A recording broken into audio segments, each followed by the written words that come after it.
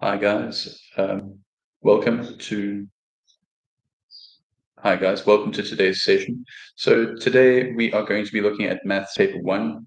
That is the KZN trial Paper 1. So pretty much the same as last week. We're going to be going through each of the different questions, working through them, and also giving you advice on how to tackle the different sections. So in these sessions, we'll also be making some. I'll also be making some condensed notes. My name is AJ, if you weren't here last time, and this is Murray. We're both AG-line tutors, and we're going to be working through the KZN Maths trial paper 1. So let's have a look at it first of all. So just to mention, this is the trial exam that was just written, the one that some of you would have written just about a month ago. Yes, we should have said a month ago. 2025. It's the 2025 trial paper.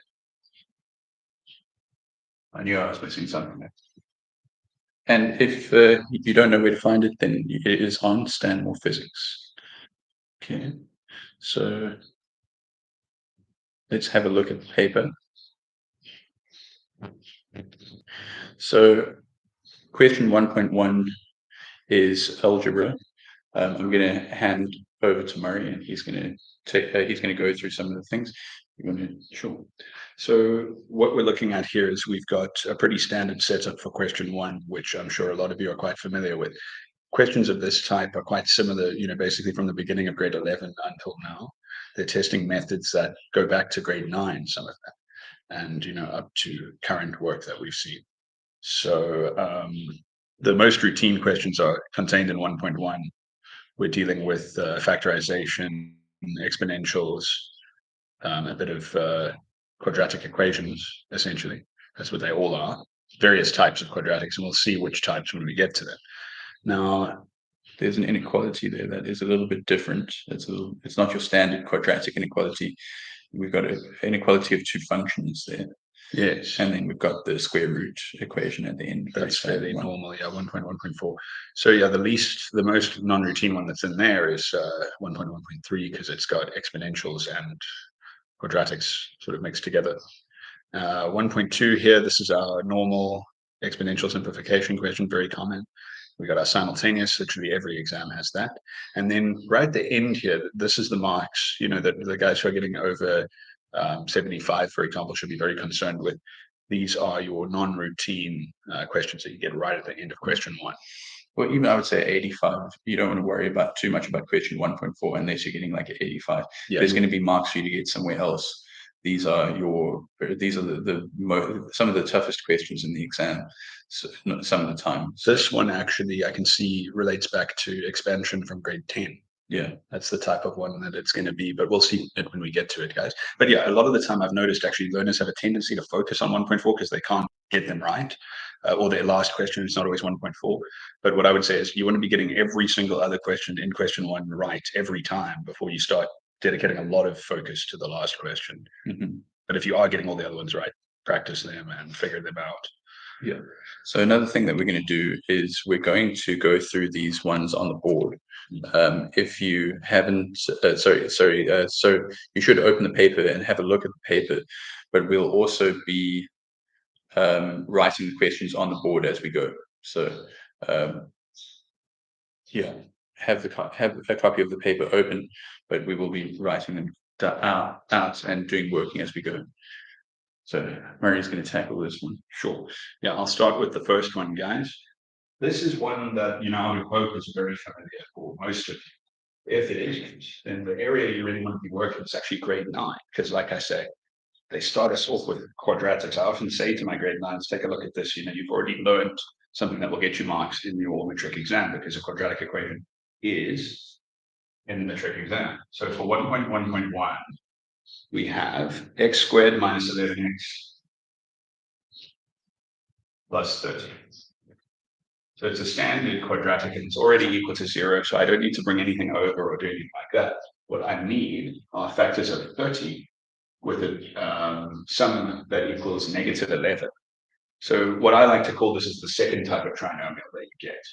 It's a trinomial where your factors will have the same sign. That's because the last term is positive. And the factors will be both negative. That's because your b value is negative. So what we end up with is we end up with a set of brackets, right? And we just have to think to ourselves, well, what factors of 30 will add up to 11? And that would be 5 and 6. That's what it is, 5 and 6. But like I said, both negative, because we want the product to be positive. That's the idea there. Now, once you've got these brackets, this is actually referred to as your zero product. I know a lot of you guys don't write this step. They give you marks for this step. You must write the zero product. So basically a fully factorized left-hand side and a zero on the right. That's what your zero product is. And it's a key step in solving any quadratic, really. Okay, so next thing now, we want to be writing the roots. So we've got x equals 5, or x equals 6. That's what we want to be doing with that. Now, the next one, I'm actually going to grab my calculator here to do, because it is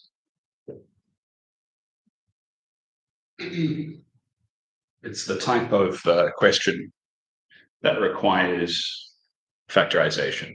So, well, sorry, it requires solution with the quadratic formula. So you can use your calculator for that. Let's take a look. This is, again, a very standard one. If you look through question ones, you'll see these quadratic formula questions quite often. Right. So let's start by writing it out. 1.1.2, we've got 3x squared plus 9x plus 4. Now, the instruction to look for with a question like this is that we will want to look for where it says correct to 2 decimal places. So if you see that, you should already be thinking in line with the quadratic formula. Now, I know a lot of you guys use mode 5.3 on your calculator. So anyone who's not familiar with that, let's talk about that for a second. So just going to your normal Casio calculator, the white calculator is the one that will do this. Any 991 series calculator, the silver one, whichever one that is.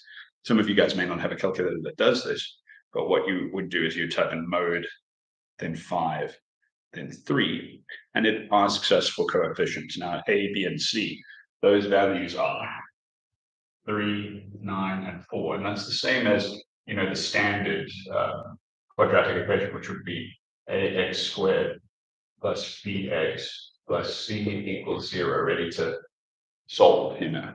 That's why it's equal to 0. Now, even if you go and use your calculator for this, you want to write out the quadratic formula and show substitution into it. That's what a lot of you guys aren't doing, and you're giving marks away. And what I've noticed is, you know, following those steps and getting those marks, you know, anyone who doesn't think that's important needs to reevaluate their approach to this work. They need to write those steps out as they're done in the memo. It's a matric exam you're writing. So you need to write it out as it is done, which is, again, we write the formula, negative b plus minus the square root of b squared minus 4ac, that's delta under there, over 2a, right? That's the quadratic formula. And like I say, even though most of us are not going to use it directly, we're still writing it out. We're not just leaving it out here. And then we write x equals negative 9 plus minus the square root of 9 squared minus 4 times 3 times 4, all over 2 times 3. Now that is where you get your marks for subbing into the quadratic formula. Now, you might ask, if I've done all of that, what's the point of using the calculator? What's the point of using mode 5.3? Well, there's a lot less room for error if you only have to type in 3 things, A, B, and C, than there is if you have to type that whole expression or that whole right-hand side of that equation in on your calculator. So that's the practicality of that. So what you want to be doing now is just typing in A, which was 3, B, which was 9, 4, which was C. Now, again, if you don't have a 991 series Casio, then you just type this entire thing out on your calculator and you get 2 roots that way. But a lot of you do. So here's what we get. We get x equals, and you can go straight to decimals here at this point. You don't have to show simplification. So let's get those decimals. The first one I get is negative 0.54. or x equals negative 2.45. But actually 46, we round up. These two solutions are the correct ones. Okay, so you will get a chance to copy these down because you'll be able to go back and go through this video again afterwards. It will be uploaded. But for now, we're going to power through to the next question. Okay. The slide.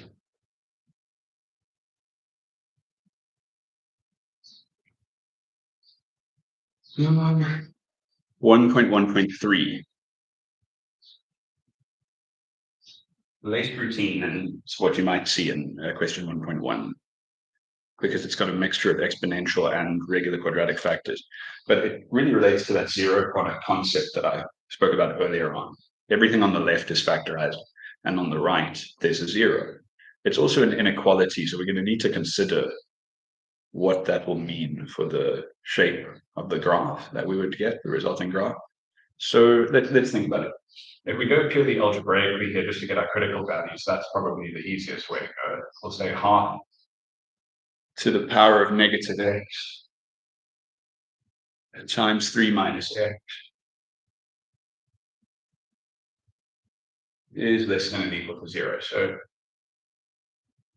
this can be simplified a bit. That half to the negative x is actually 2 to the x. So I'm going to simplify that first. 2 to the x. And then I'll take a negative out of this one here, but I'll leave it in front. So I'm going to get x minus 3. And I'll take that negative to the front. That's what we do when there's a negative x. Now, because I've kept the negative there, I'm going to keep the sign the same. That inequality symbol doesn't have to change direction until we divide that negative out. And there may be no need to even do that here. Now, the product of an exponential and a linear factor like that will still have a generally exponential shape to it. And so we can see that there's a factor in front that's negative. So it'll have a generally negative exponential shape. And we're just going to go with a standard exponential shape for the inequality. So let's see. If we go with it as it is now and just work with it in the factorized form to get an idea of what the critical values are, what we'll find is that negative 2 to the x is equal to 0. I'm going to go ahead and just take that minus out. There's no need. And then x minus 3. So we'll say, or like we do, x minus 3 is equal to 0, which gives us this. 2 to the x equals 2 to the, well, there's no way to get a 0 factor out of that. So we're not going to pursue that solution. Mostly just want to look at graphs or ones like that. Graphical interpretation could be used, yeah. Like I was saying, it's generally an exponential shape, is what we're dealing with. So we just get the root. X equals 3. Now, generally a negative exponential shape. What we want to do, maybe simplify it a bit to get an idea of where the x-intercept would be, but we know it's at 3. You've got a straight line at x, where the intercept of x equals 3. Also got a positive gradient. So, well, this one isn't equal to 0 anywhere. This one is. That first function is always negative, and so it's going to be like a decreasing negative exponential. Now, if we put the two graphs down, this is what they look like. And you have to do some thinking with questions like this. It's not a routine question. Think your way through it, because you'll be presented with something different to this on the day that you write. Won't be this exact question. Also, if you focus mostly on November exams and May, June rewrites, you'll get a better idea of what to expect. And usually it's a little bit different to this, because this is a trial paper. Now, if we look at the function, right, the product of these two values, like f of x times g of x, that is what we're going to do to get a negative, yeah. And it's really quite simple in a way. It's more like a grade 11 type of question in this, and this is how they normally present it, just so you know. F of x times g of x, and they want to know where that would be negative and equal to 0. So let's think to ourselves, if any of you can imagine what the rule is normally to get the product of two numbers to be negative. They must have different signs. One must be positive, one must be negative. So what we're doing is looking at these two graphs, this one being, you can imagine that one's f of x, that one's g of x. Doesn't really matter which in this case. We've only got positive values for one of them.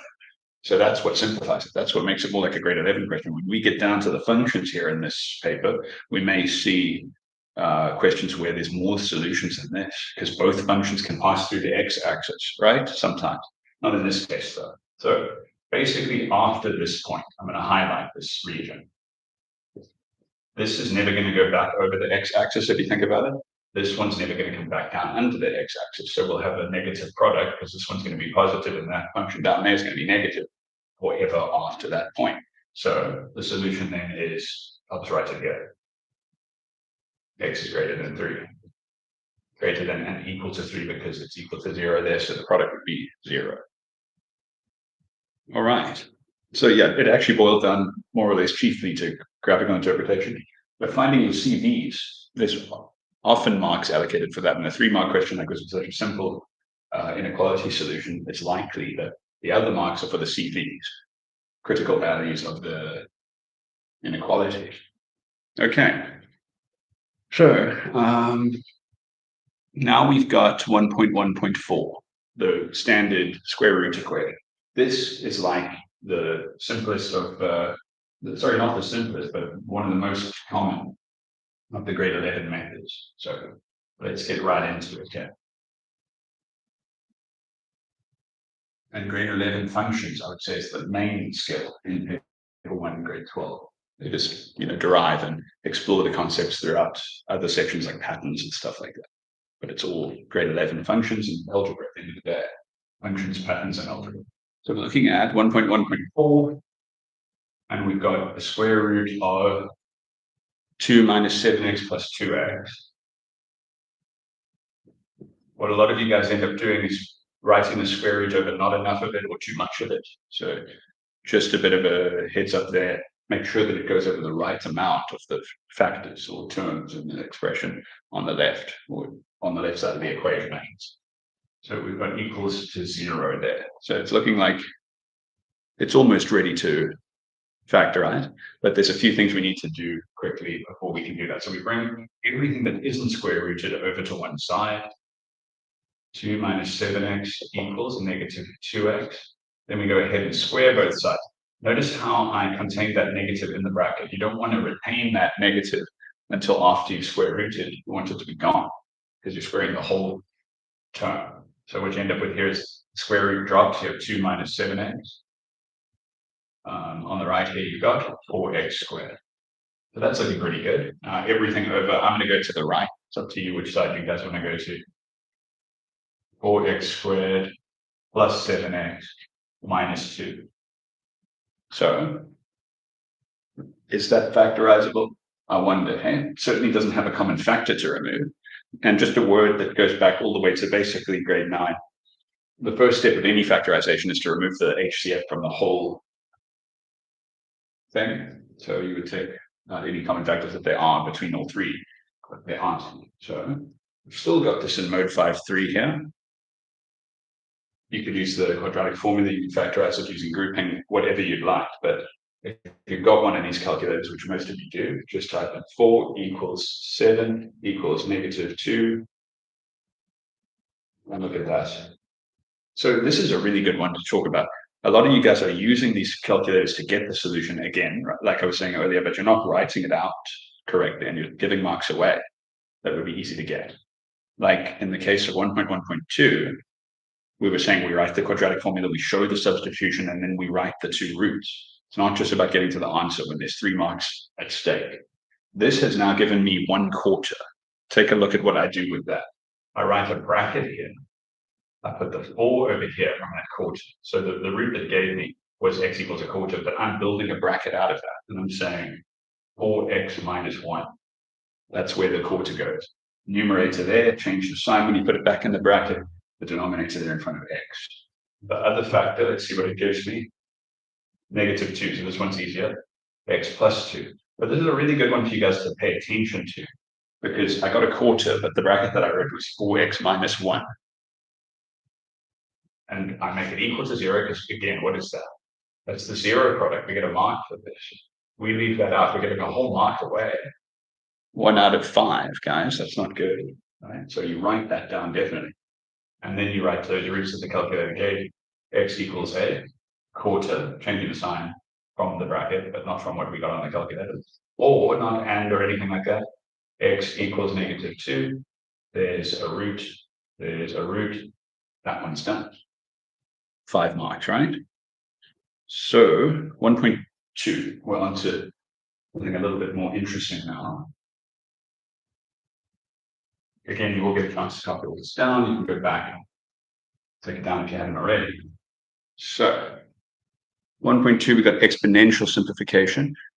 2 to the power of 4,025. And then we've got plus 2 to the power of 4,023. And 4 to the power of 2011. So often, these ones, it's kind of an interesting little question that they've actually been putting in the exams for ages, where they raise them to the power of a year. Traditionally, it was, you use the year of the paper that you write, but these days, look at that. They probably took that one out of the 2011 paper. They don't understand the tradition of this question, which is that you put it to the year that the paper's written in. That's how they used to do it anyway, for years. Now, the way these questions work is you must try to get it similar to this one over here. You notice these ones are a little bit high, right? 4,025. We need to take something out of there so that we can simplify this. Because if you just try to go type this in, a lot of you guys who don't know how to do this question try to type it in and think, oh, they're all numbers. What ends up happening is your calculator just says no thanks because the numbers are too high and it gives you a maths error. There's actually nothing wrong with the maths. It's just way too much computation. It needs simplification before it will be possible for it to be done. So simplifying this, you really just need to, you see, a lot of people might think, oh, I need to take out an exponential factor. I'm going to take out the smaller of these two. Not really. Hey? The best way to go is to take out what you want to cancel with a question like this. So that's 4 to the power of 2011. But you see, that's already a non-prime base. So we might want to do a bit of work with it first. So let's see. Just one step of simplification. 4025, keep the numerator basically the same. Just to see what we're doing. We've got 2 squared to the power of 2011. What that gives us is this 4,022 product rule. Some people call it law 4. It's really law 3, the bracket rule of exponents. You double it because you've got a 2 there. So now that it's all in prime base, we can see what we want to factorize out there is actually 4,022. So I'm going to continue with it here on the right. Right? And here's what we'll do. We'll take out 2 to the power of 4,022. Again, you take out what you want to cancel. And when you take out an exponential common factor, just a bit of like standard fundamentals from grade 10 here, you're essentially subtracting. And it's not magic, the reason why we're subtracting. It's because in expanded form, it's literally like this. It's 2 times 2 times 2 going on 4,025 times. And then if you are like dividing by 2 times 2, that's a redundant calculation that you take away 2. Now, a lot of you understand that rule, but the idea is that it's subtraction because 2's are cancelled. It's also rule 2 of the exponents. If you are dividing the bases, factorization is division. So if you divide the bases, then obviously you would subtract the exponents. We don't do that with normal numbers, but when we're dividing exponential bases, then we would subtract the exponents. But yeah, I just figured I would explain the reason why we subtract. A lot of guys are very mechanical when it comes to their exponential laws. They'll apply them, but they won't know why exactly we're doing that. So again, it's because we're cancelling the products with the division. Some of them are in the denominator. So we take this out, factorizing it, that's essentially division, like AJ was saying. And then, we just need the difference, like to go from 4,022 to 4,025, that's a difference of 3, right? So you just have what's left. You have 2 cubed. And then over here, difference of 1, right? 2 to the power of 1, but I'm not going to call it that. And then the denominator was already 2 to the power of 4,022. And look at that. all of those can be cancelled like we were looking at a moment ago. They're just 2's on both the numerator and the denominator. 4,000 of them, right? We cancel them out. So the next thing we have is now just 2 cubed plus 2, which is 8 plus 2, which is equal to 10. Done. Okay, so 3 marks for that one. It really doesn't take long if you know these rules, but and a lot of these steps you don't really have to write them out. But again, I'm not skipping steps, and explaining it is really the thing that takes time with a question like that. Now, 1.3, solve simultaneously for x and y. So just a few words about the simultaneous, because every single exam's got one. You don't want to rush the simultaneous, even though working quickly is obviously good. If you can get up to a mark a minute, you'll have lots of spare time to check your paper. You know, guys getting A's, guys getting 80s and 90s will know all about that. That's what you need to do, is catch those errors at the end. But this isn't really the time. This isn't really the question that you want to be saving time on. You want to take your time with this question and be careful with the algebra, because making a mistake will send you back to the beginning, and that takes a lot longer. So be considered and take your time with this question, the simultaneous. Let's have a look at it. So the type of simultaneous that we get in matric and in grade 11 is a quadratic and linear simultaneous. So one of them is quadratic, one of them is linear. We've got y plus 1 equals 2x. And then we've got 3x minus y and x plus y equated to 0. So that's already in the form of a zero product. There's quite a lot we can do with this, because we could say, for example, 3x minus y equals 0. They don't say x is not equal to y here. And you see, if you look at that, x would be equal to negative y. That's what you would find. So let's pick which one we want to work with. I'm going to work with this. I'm going to say 3x minus y equals 0. I could also say, again, x equals negative y, or x plus y equals 0. So I have 3 equations to work with, which is more than I need. So again, trial paper, guys, it's a little bit unusual, but it doesn't make it any harder. It makes it easier, actually. Because now we've got y plus 1 equals 2x. So I think I'm wasting a step there, because rather what I'll do is bring the 1 over. Always good to work with your linear part of the simultaneous to try to equate one of the variables in terms of the other. The method that I'm applying is the one that you guys are most commonly taught, which is called substitution. You can also use equating for this type of one, but you can't use elimination, because elimination, for the guys of you who know about it, elimination simultaneous is only useful for linear and linear systems of equations, not quadratic and linear, which is what this is. So we bring it over, we got a minus 1 there, and this can be subbed in on that. So the right way to write it out, and it's pretty important to do that in your matric exam. Designate one of them as equation 1, designate the other one as equation 2, and you say sub 1 into 2. And this is really just because there's multiple ways this can be done, and you want your marker to know which one you used. If you use substitution, that's going to be option 1 usually on the memo, because it's the one that they expect. That's the one they think of as standard. So yeah, we just drop these in, like we take this y, replace y with this. Now, what a lot of guys would end up doing is they would try to do this. They try to do that. But when we drop in y, there's a minus for the whole of y, right? So from grade 9s to matrics, I see you guys losing marks because you leave brackets out.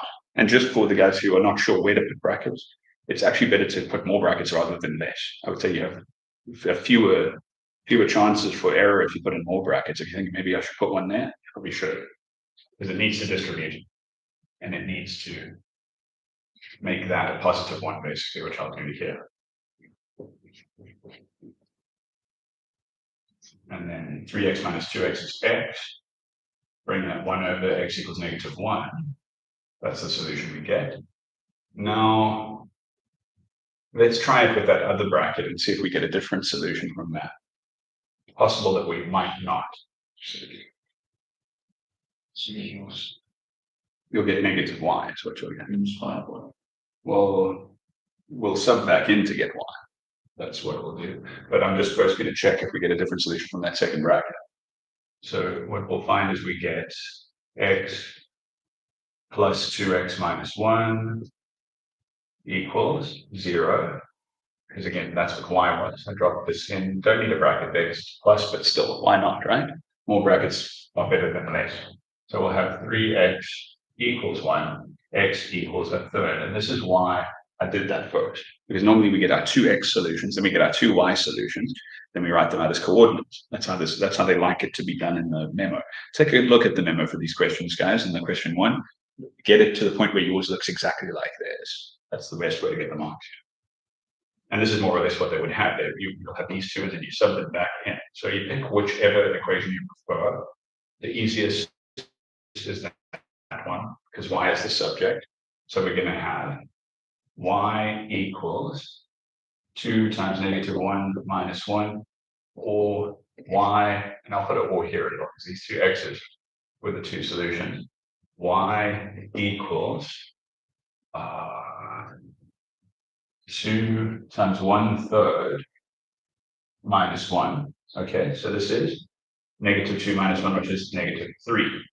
Or this is 2/3 minus 1. What's that? -1/3, huh? Yes.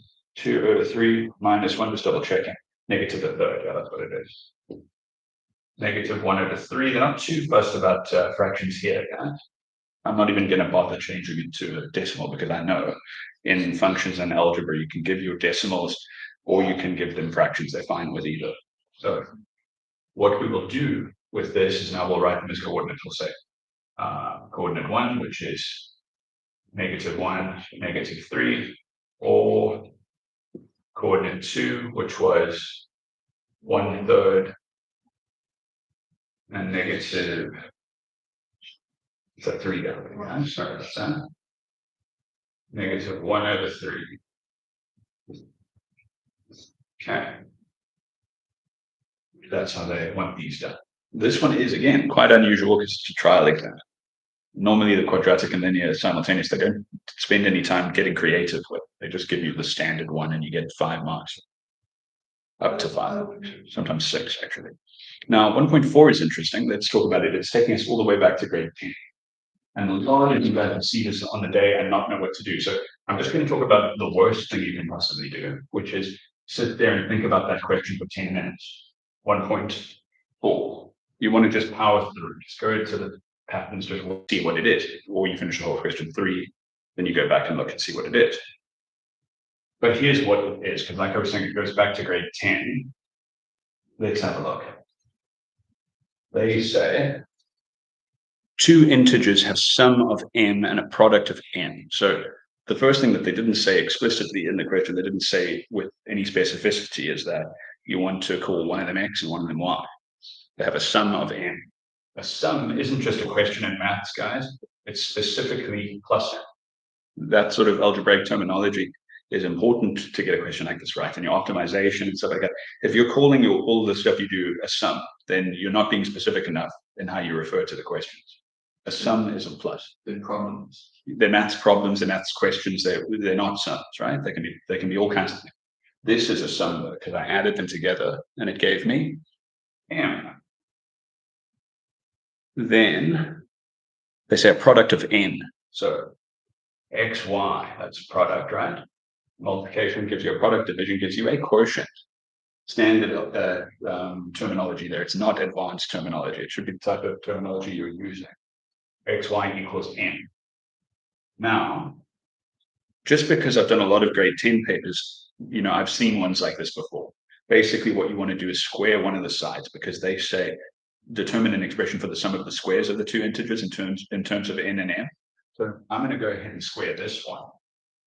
And what I'll get is x squared plus 2xy plus y squared. What did I do there, guys? I used FOIL. So I square the other side, m squared. Looking pretty good. Now, just over to that side, I'll have the sum of the squares, x squared plus y squared, and then I'll have m squared minus 2xy. But the good news is xy is n. So I'm going to drop that in. And then I will have x squared plus y squared equals m squared minus 2n. Done. Yeah, okay. So if this is actually very similar to a grade 10 question, believe it or not, you could have one just like this in grade 10. Yeah. Not that many of those grade 10s would be getting it right. Just that so many questions like this in grade 10. So I'm not saying you guys should be going back and doing past papers, but believe it or not, if you guys are getting 90, you should go back and do grade 10 past papers. You'll find some things in there that will get you those weird marks like this. And yeah, that's how you do it. It's really not that bad if you see all the steps, Okay, so that concludes question 1. Next thing we're going to do is patterns. Okay, if you want me to jump in then. Yeah, AJ's going to take over for the patterns, guys. Cool. All right, so to start with, I'm just going to share my screen here, and we can have a look at, there's a little bit of glare there. Okay, I'm just going to share my screen. We can have a look at the question.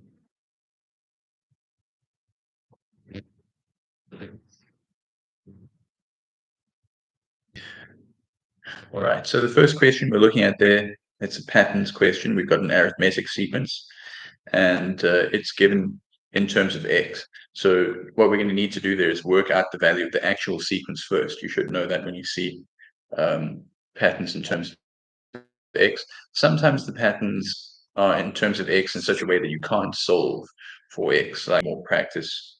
Then 2.2, we've got a quadratic sequence. What we're going to be doing here is, this question is very, very routine, so I'm just going to work through it quickly. The top patterns questions look like they are in question 3 here.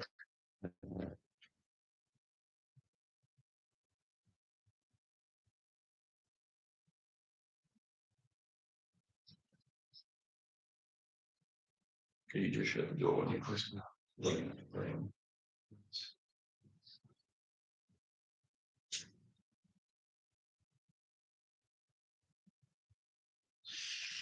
Okay.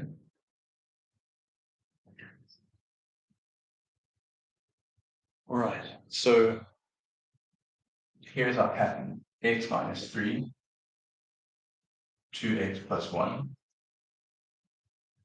4x minus 1. And the first question is determine the values of x. So it's an arithmetic sequence, which means that the first differences will be constant. And so we set it up like this. We can say that term 2 minus term 1 is equal to term 3 minus term 2. Because that tells you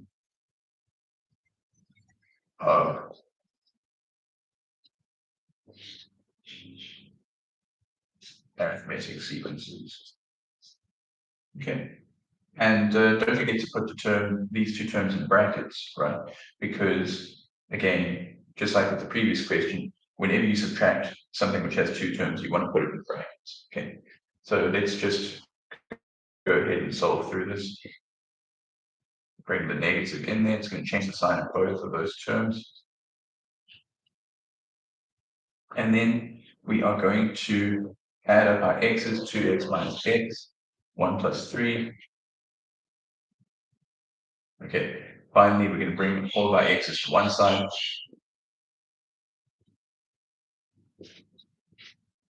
And we will have negative x equals negative 6. Okay, and x equals 6. So that's the value of x, right? And with that, we could get the terms of the sequence as well, right? So what they want here is they want the value of the 7th term, right? The first thing we're going to need, 2.1.2, they want us to find the value of the 7th term. So to find the value of the 7th term here, we're first going to need to see what the actual sequence is. And so the first term is x minus 3, which is 6 minus 3. That's going to be 3. The next term is 2 times x, which is 12, plus 1. And then 4x is 24, minus 1 is 23. So we can see here that our difference is actually 10. That's our common difference. And now, if we want to get the 10th term, you can work out the general term normally and then sub it in, but this is only for 3 marks. So what we're going to do is we're going to use the general formula.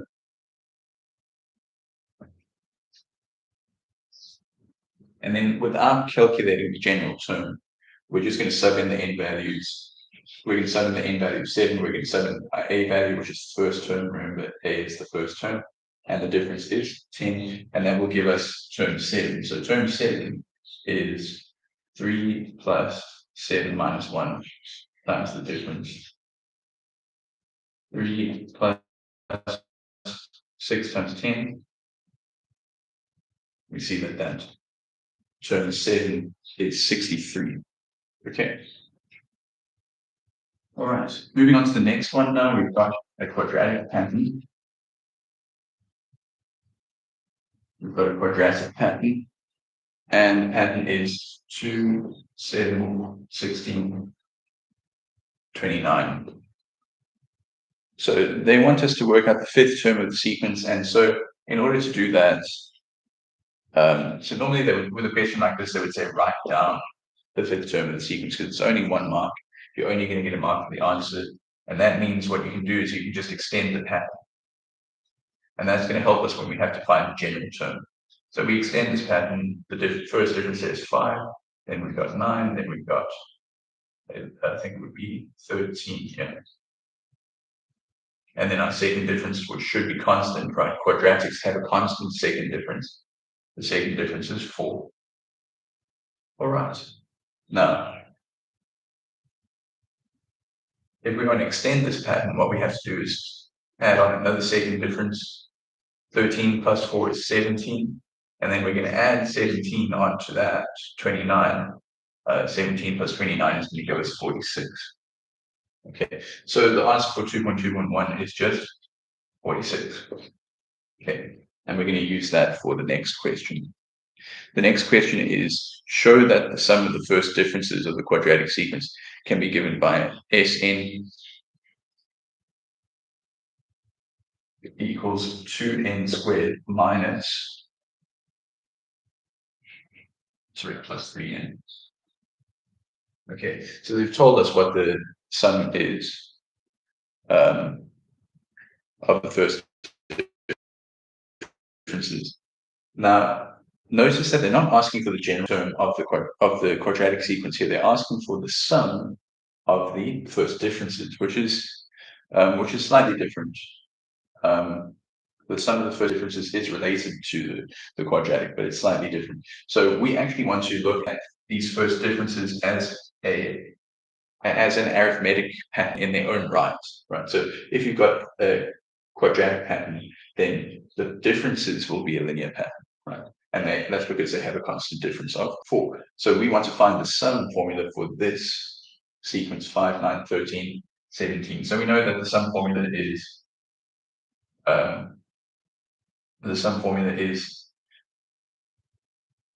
Sn equals a plus, it's n over 2 to 2a plus n minus 1d. And then we can just fill in a and d here. See, we want the general sum formula. So we notice we don't fill in n. You might be looking at this and thinking, where are we going to get n from?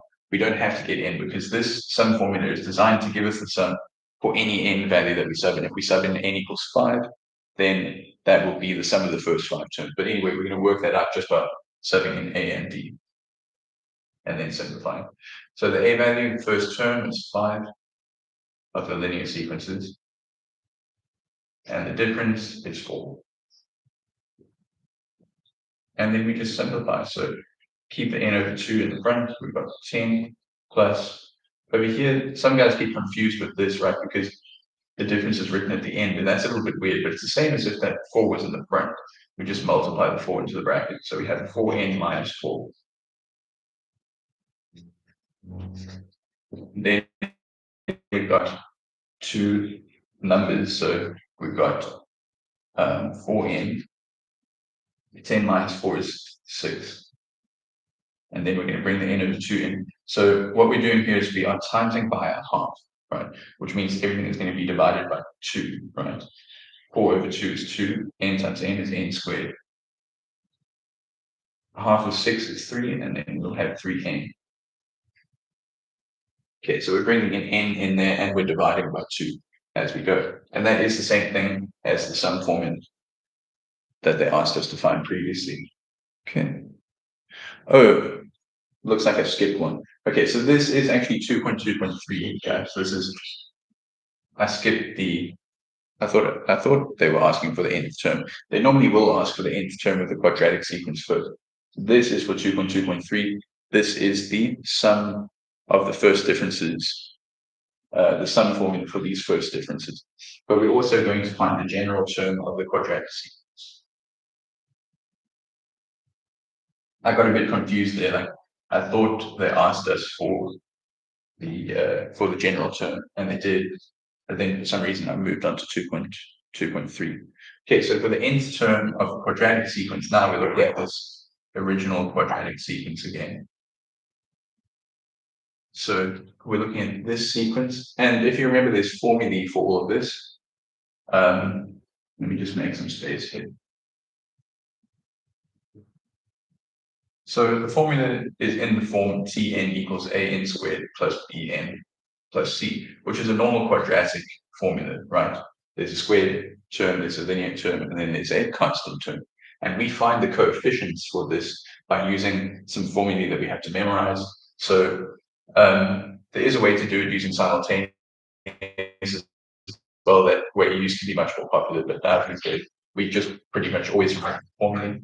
Remember that the second difference divided by 2 gives you a. So you can say 2a is equal to the second difference. Then for the first difference, right, it's equal to 3a plus b. And then the first term is a plus b plus c. So how do I know those formulae? You're just going to memorize them, right? If you haven't memorized them already, you've got to get cracking with that. Okay, so firstly, 2a equals 4. A is going to be equal to 2. Then we move on. 3a plus b is equal to 5. But we now know a is 2. So 3 times 2 plus b is equal to 5. That's 6. We bring it over, we get b equals -1. And then a plus b plus c is 2. But we know a and b, so that's 2 minus 1 plus c equals 2. C is going to be equal to 2 minus 1, which is just 1. Okay, and those are the coefficients. So we can now see that Tn is equal to 2n squared minus n plus c plus 1. So b is -1. We don't show the -1 there, obviously, guys. We're in grade 12 now. Come on. So yeah, but that's where I'm getting that from. Okay. Now we're going to move on to 2.2.4, right? The sum of the first 40 differences. So you'll normally find that the last question of each sub-question is the tricky one. And sometimes one is just ridiculous. This one's not too bad. They've kept the crazy ones for question 3. So they say the sum of the first 40 first differences equals 3,320. That is, S40 equals 3,320. Okay. Which term of the quadratic sequence has a value of 3,322? Now, you can just use the general term to get this question, and normally that would be worth 3 or 4 marks. But they've given us a hint there. They've said you've got a sum of 3,320. Which term in the sequence has a value of 3,322? And so they've given you this hint here, and that would, make it really easy to just write down the answer, because the quadratic pattern starts with 2, right? What happens is we add all of those first differences going down. So your first differences, the first differences that we had there, each term of the quadratic sequence is going to be 2 plus the sum of all of the first differences up to that point. That's if that's a little bit confusing, just think about that. What's happening is we first add the 5 and we get 7, and then we add the 9 and we get 16. So we're continuing to add on and get the sum. Now, because we're starting with 2, and they're saying the sum of the first 40 terms is 320, let's look at those two values. S40 is 3,322. And they want to know, sorry, 3,320. And they want to know which term has a value of 3,322. The answer is going to be term 40. And that's because it's the sum of all of the terms leading up to that point. But if you find that confusing, and I think this would be fine for 2 marks, because otherwise, why would they have given us this hint, right? But if you want to be on the safe side and you're not sure about this, that seems confusing, you can go the normal route, which is to set up the n, right, which was 2n squared minus n plus 1, and then to solve for which term is equal to 3, 3, 2, 2. And as long as they haven't botched this question, then this method should work as well. You can just solve for n. So how do we do that, right? We sub in the value in place of Tn. Remember that. If we're looking for the certain value of a term, we would sub that term's value in place of Tn, because that's the output. That's the term value. And then we would solve for n. We're going to bring that 3,222 across, and then factorize and solve from there, using your calculator if you like. Okay. That is question 2 done. And we're going to move on to question 3. Cool. These questions are quite quick.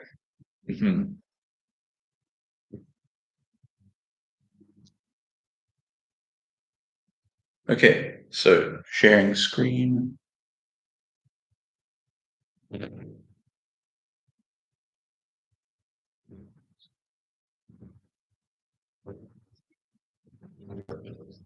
So in this question, we are looking at 2 questions. One's 4 marks and one is 6 marks. So they're bound to be a little bit tricky.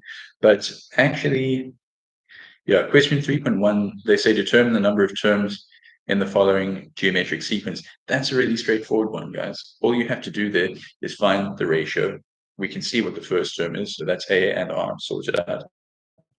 And then we've got the value of the last term there, which is 81 root 3 over 2.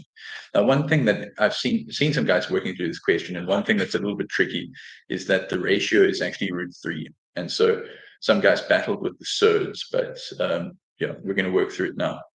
And then the second one, 3.2, we've got solve for P if the sum from 0 to infinity of 9p to the power of k is equal to the sum from 1 to 7 of negative 27 times negative 2 over 3 to the power of n.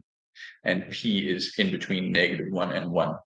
Okay, so the interesting thing there is that there's a couple of things to unpack there. I think I'll just leave that now. Let's go back to 3.1.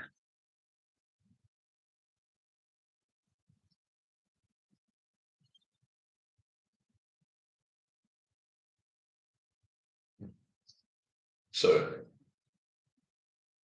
here's our pattern: a half root 3 over 2, 3 over 2, dot, and goes up to 3 root 81. Sorry, other way around. 81 root 3 over 2. So what happens here is we actually end up needing to use exponential rules to solve for n. But we can see that a is equal to a half right away, and r is the ratio. So if you take root 3 over 2, divide by half,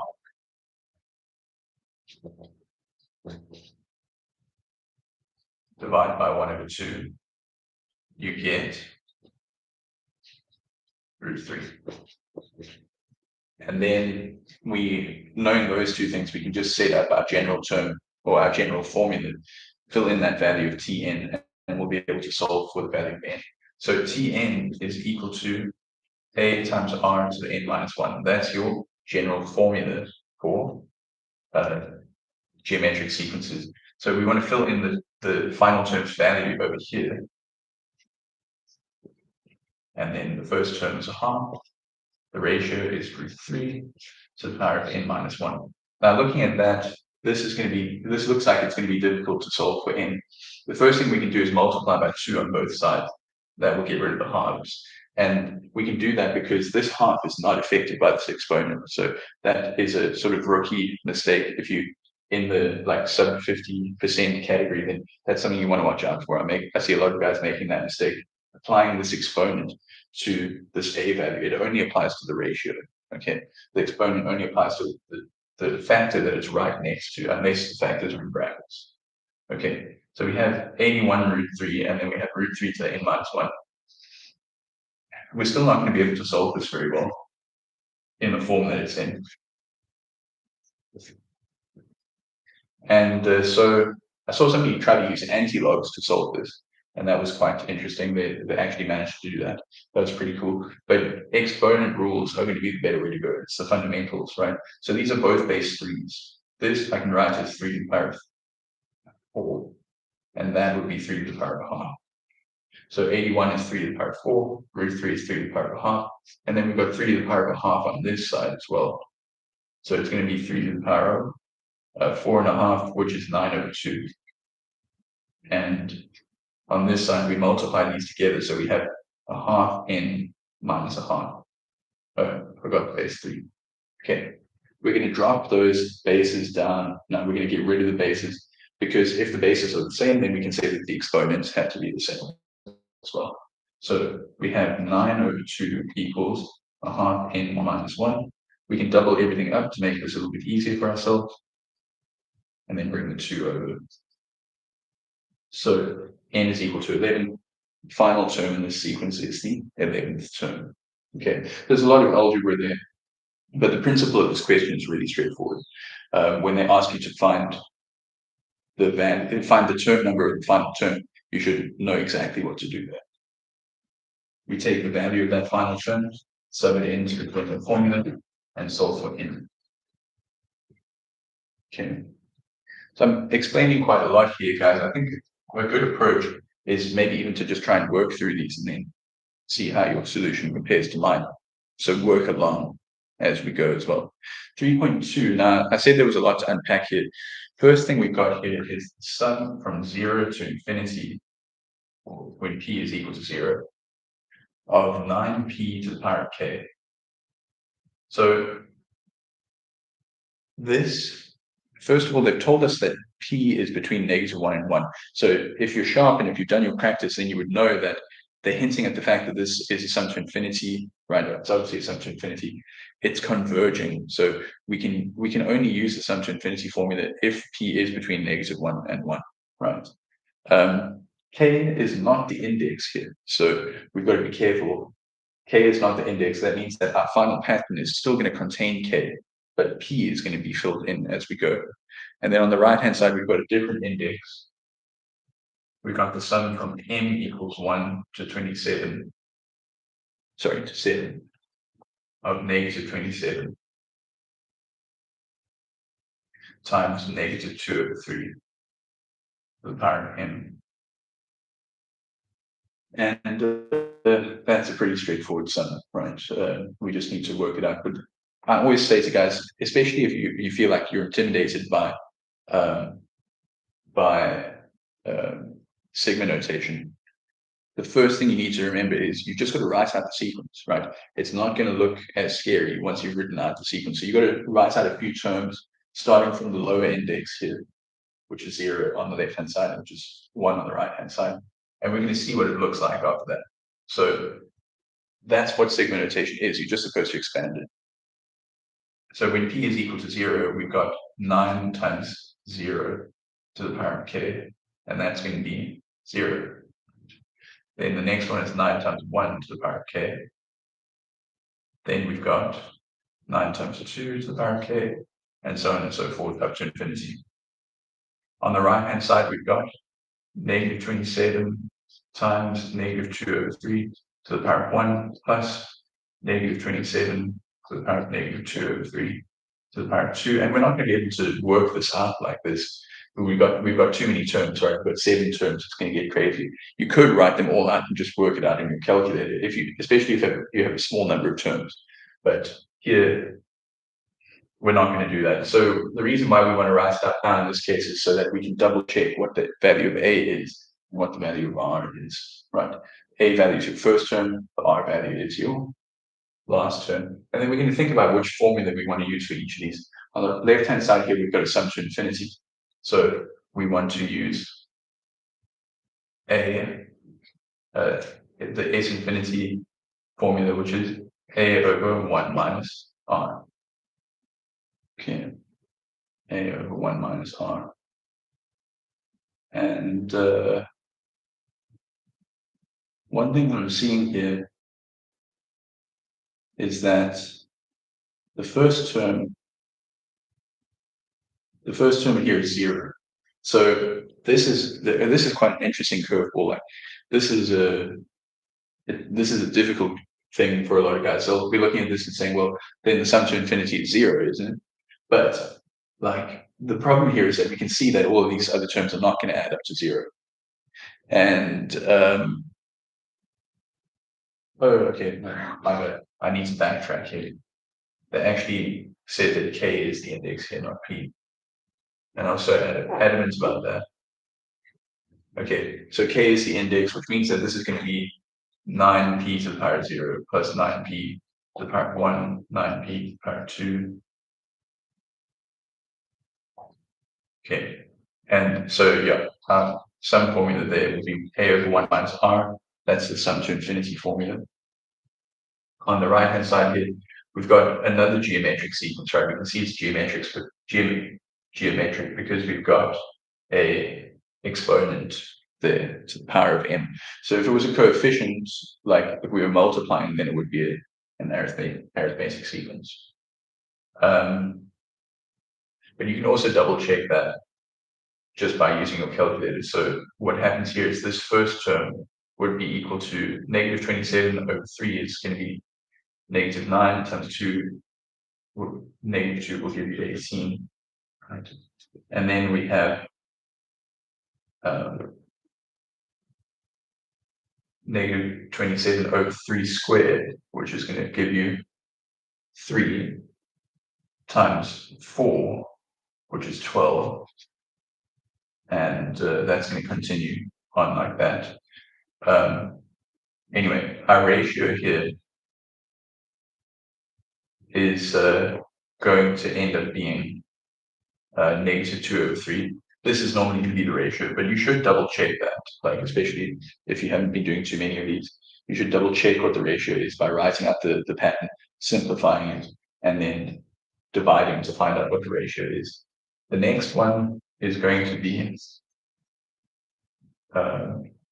divide by 2, or divide by 3 times by 2 is going to be 8. Okay, and the sign alternates as well because the ratio is negative. Our first term is 18. So, okay, on the left-hand side, we've got the sum to infinity. On the right-hand side, we've got a normal sum, Sn, which in this case would be S7, and it's geometric, so it will be A times R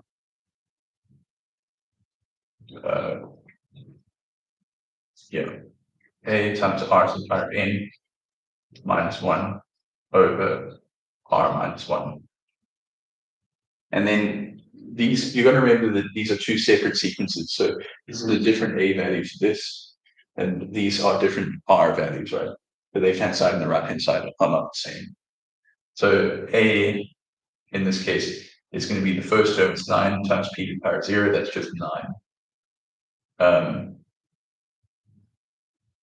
And then 1 minus R, what is our ratio on this side? Well, if we take these two, if we've got 9 and 9p, if we divide them out, if we say 9p over 9, we're just going to get p as our ratio. So 1 minus p. Okay.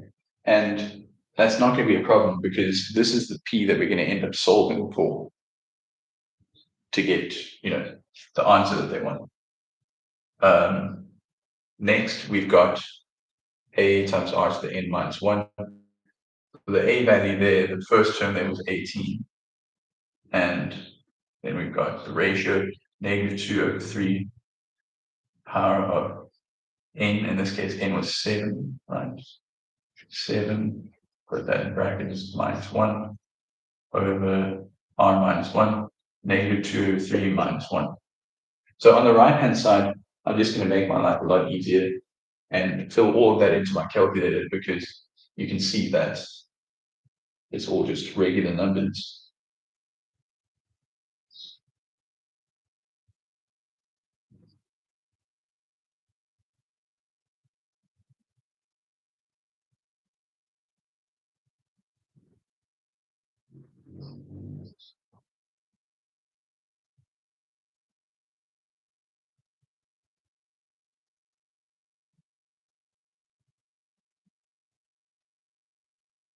And that gives us 926 over 81. Then on the left-hand side here, we've got 9 over 1 minus p. So to solve here, a good way to go is to just cross multiply. We're going to multiply this base up to the right, and we're going to multiply the 81 up to the left. So we have 9 times 81 on the left, and on the right we have 926 times 1 minus p. And there might be some common factors there, so you could work with smaller numbers, but it really doesn't make too much of a difference. 9 times 81 is 729. And then over here, you've got 926 minus 926p. I'm going to bring that across and swap them. So 926p is equal to 926 minus 729. And we get first subtracting and then dividing by 926. We have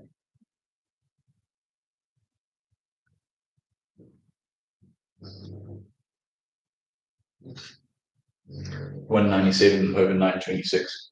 Okay, getting the feeling I might have made a mistake here somewhere. Sorry, this is going to happen a little bit, guys, because I am going through these live. This is not canned. We are working through these in real time. So we're also asking for questions and inputs.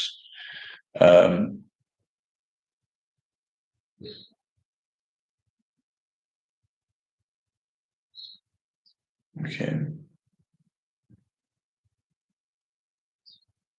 It's possible that that is just the value of p, and you can check that by subbing it in as well.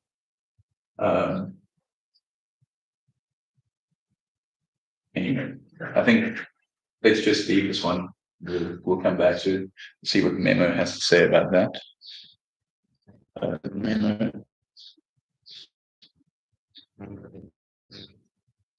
says that in his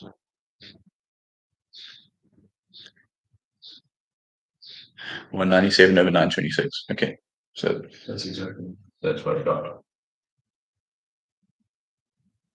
Okay, so don't stress too much if you get a weird answer. They do come up every once in a while. Not so much in the November papers, just to give symptoms of the trial exam. Yeah, there's somebody out there who likes setting really tough papers and really tough questions, and they encase it in. So that's unfortunate for us. But yeah, it's made me really sharp. It can make a lot of you guys really sharp as well.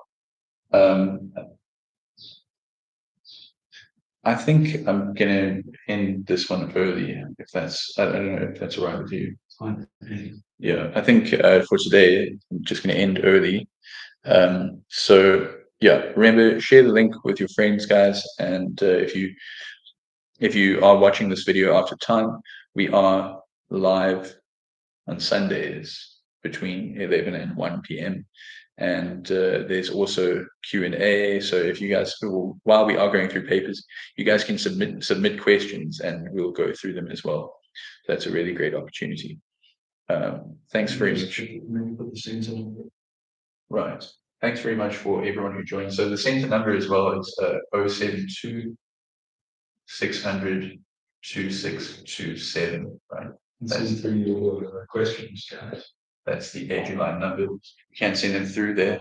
But yeah, also try and join the live sessions and participate in them, so that we can all learn from each other's questions. All right. Thanks. Have a great week.